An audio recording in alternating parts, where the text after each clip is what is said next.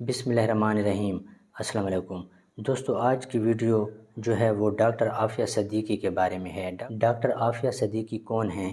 ان کو امریکہ کس جرم کی سزا دے رہا ہے؟ اس نے کون سا ایسا گناہ کیا ہے جس کی وجہ سے امریکہ نے اس کو 86 سال کی قید کی سزا سنائی ہے اور آج اس کی قید کو تقریباً 20 سال ہو گئے ہیں؟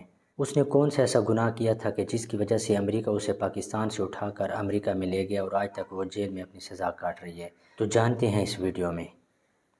السلام علیکم دوستو، میرا نام ہے اسیب شفقت اور آپ دیکھ رہے ہیں ہنسی ٹی وی۔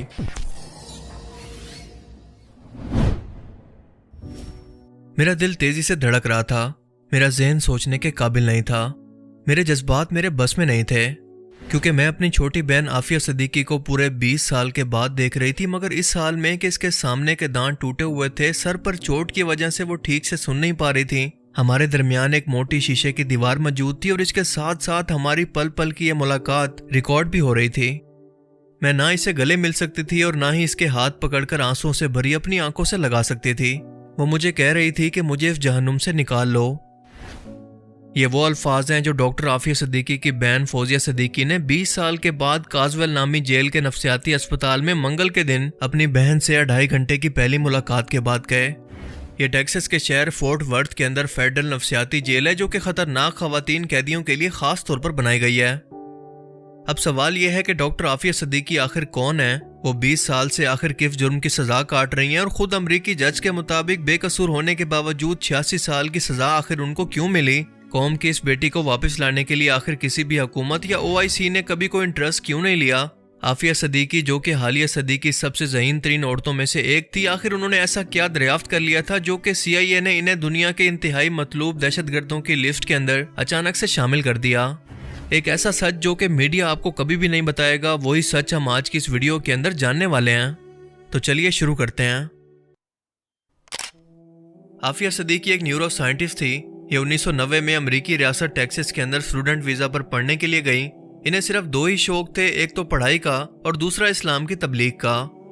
1995 کے اندر ان کی شادی امجد محمد خان سے ہوگی اور یہی وہ بندہ ہے جو کہ بعد میں CIA کا مورا بن کر عافیہ صدیقی کی موجودہ حالت کا ذمہ دار بنا۔ عافیہ صدیقی کے 3 بچے تھے، 2 بیٹے اور 1 بیٹی۔ وہ بایو کیمسٹری پر ریسرچ کر رہی تھی اور ان کی یہ ریسرچ اتنی ایڈوانس تھی کہ اب تک امریکن سائنٹسٹ ایسی ریسرچ نہیں کر پائے، اور امریکہ کو ڈر تھا کہ ان کی یہ ریسرچ بایولوجیکل ویپن بنانے کے اندر مدد کر سکتی ہے، اور ان کا ذہن کیونکہ مذہبی سائٹ پر زیادہ ہے، لہٰذا تمام مسلم ملکوں خصوصاً افغانستان، ایران اور پاکستان وغیرہ کے پاس یہ ہتھیار موجود ہونے کا مطلب ہے کہ امریکہ کے وجود کو خطرہ ہے، کیونکہ عافیہ صدیقی امریکہ کی افغانستان کے اندر جنگ کے سخت خلاف تھی۔ زائونسٹ یہودی لابی نے CIA کے ذریعے انہیں اپروچ کیا اور آفر کی کہ وہ ان کے ایجنڈا پر کام کریں اور یہ تمام ریسرچ اور ڈیولپمنٹ ان کے لیے کریں، مگر عافیہ صدیقی نے انکار کر دیا۔ جس کے بعد 2002 کے اندر ان کے خاوند کو، جن سے عافیہ کی 2002 کے اندر طلاق ہو گئی تھی، اسے میدان کے اندر اتارا گیا اور اس شخص نے عافیہ صدیقی کے خلاف جھوٹے بیان میڈیا پر آ کر دینے شروع کر دیے کہ عافیہ کا تعلق طالبان سے تھا، اس کے دہشت گردوں کے ساتھ تعلقات تھے جو کہ افغانستان میں امریکن فوج پر حملہ کرنے کے اندر ملوث ہیں، اور ظاہر ہے کہ یہ سب کچھ ڈرامہ تھا۔ مزید ان پر یہ الزام لگا کہ عافیہ نے اپنی طلاق کے 6 مہینے کے بعد خالد شیخ محمد کے بھتیجے عمار البلوچی سے شادی کر لی، جو کہ سپتمبر 11 کا ماسٹر مائنڈ ہے۔ ڈاکٹر عافیہ کو 2003 کے اندر ان کے کراچی والے گھر سے نامعلوم لوگوں نے اٹھا لیا، اور یہ پرویز مشرف کا زمانہ تھا۔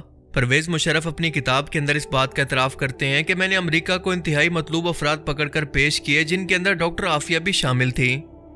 انہوں نے فخریہ کہا کہ میں نے یہ کام مفت میں نہیں کیا تھا بلکہ ڈالر لے کر کیا تھا۔ انہیں افغانستان کی بگرام جیل کے اندر لے جایا گیا جہاں پر انہیں خوب ٹارچر کیا گیا۔ وہ اچانک سے منظر عام سے غائب ہو گئی تھیں۔ اسی دوران ایک پاکستانی نژاد برطانوی شہری موزم بیگ نے، جو کہ بگرام جیل اور گونتا نامو بے کے اندر رہ چکا تھا، اس کی ایک کتاب اینمی کمبیٹمنٹ منظر عام پر آئی، جس کے اندر ایک خاتون قیدی کا ذکر تھا جو کہ بگرام جیل کے اندر قیدیوں اور جیل اہلکاروں کے لیے سوالیہ نشان بنی ہوئی تھی۔ ایک اور برطانوی نو مسلم صحافی ویون ریڈلی نے بھی اس قیدی کا ذکر کیا اور اسے گرے لیڈی آف بگرام کا نام دیا۔ 5 سال سے زیادہ عرصے کی گمنامی کے بعد ریڈلی کے انکشاف کے بعد 7 جولائی سن 2008 کو اسلام آباد کے اندر یہ انکشاف کیا گیا کہ عافیہ صدیقی بگرام جیل کے اندر قید ہے اور اس کے ساتھ انسانیت سوز سلوک کیا جا رہا ہے۔ لہٰذا مجبوراً 5 اگست سن 2008 کو 36 سالہ عافیہ صدیقی کو نیو یارک کی عدالت کے اندر پیش کیا گیا۔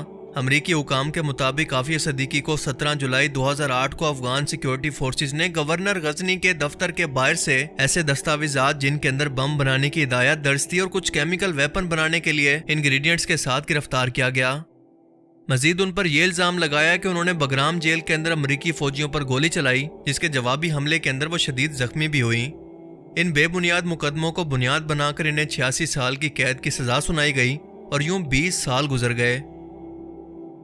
इन 20 सालों के अंदर ना किसी पाकिस्तानी हुकूमत ने अमरीकी हुकूमत के साथ डॉक्टर आफिया के मामले पर बराह रास्त ना तो बात की और ना इसकी रिहाई के लिए डायरेक्ट कोई सिफारिश की कोशिश की, सिवाय जमात इस्लामी के सेनेटर मुश्ताक अहमद के अलावा किसी ने भी इनके लिए आवाज तक ना उठाई। इस दौरान इनके 2 बच्चों को भी कत्ल कर दिया गया और बगराम जेल से छूटने वाले कैदियों का बताना था कि जेल के एक सेल से एक औरत के चीखने की ऐसी दर्दनाक आवाजें इनको आती थी कि जिसने आज तक इन्हें ज़हनी टेंशन का शिकार किया हुआ है।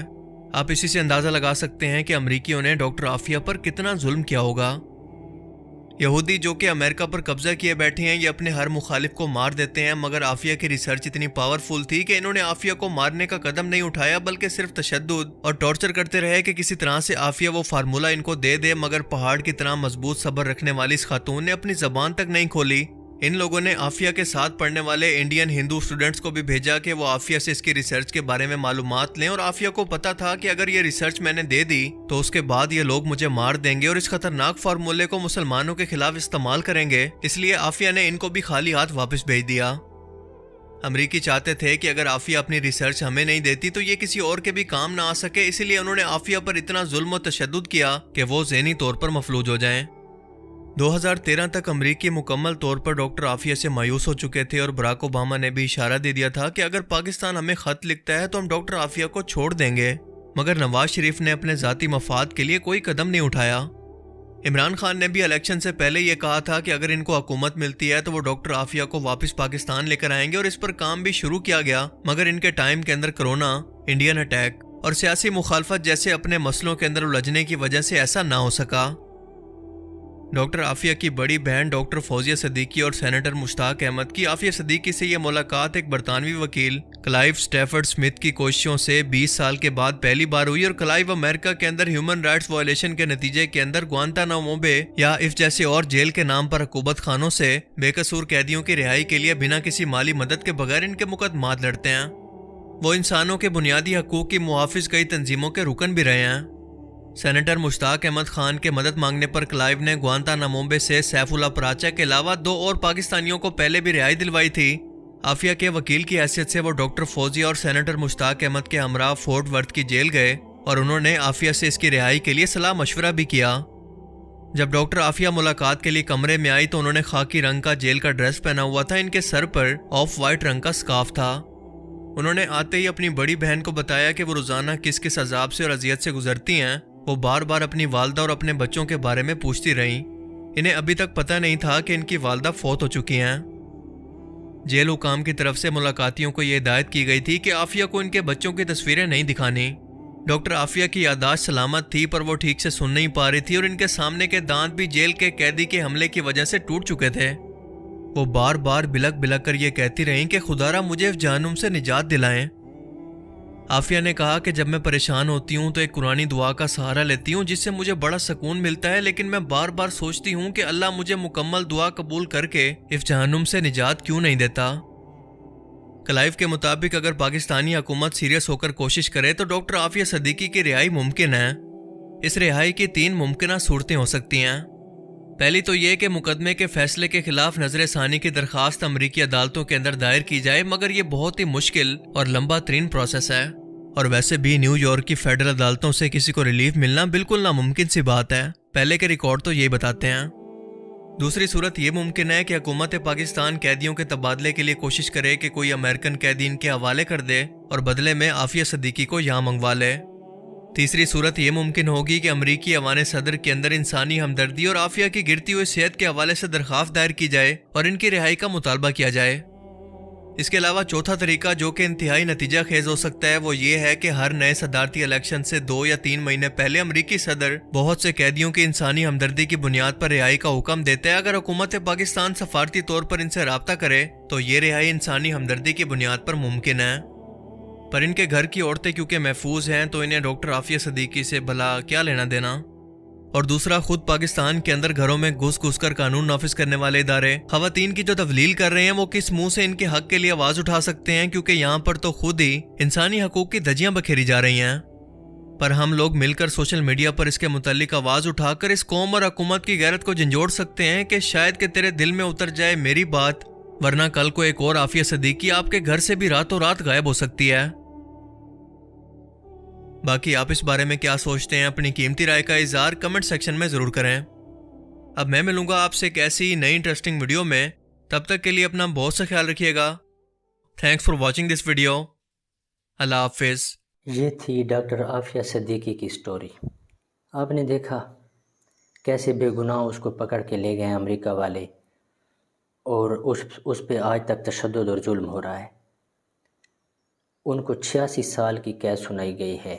उनके जज के मुताबिक वो बेगुनाह हैं, फिर भी उनको 86 साल की कैद सुनाई गई है और आज तक वो कैद भुगत रही हैं। आज उनकी कैद को तकरीबन 20 साल हो रहे हैं। हमारे हुक्मरानों को कुछ करना चाहिए डॉक्टर आफिया सिद्दीकी की रिहाई के लिए। हमारे हुक्मरानों को इस बारे में ज़रूर सोचना चाहिए। उम्मीद है वीडियो आपको पसंद आई होगी। अगली वीडियो में मिलते हैं। अल्लाह हाफ़िज़।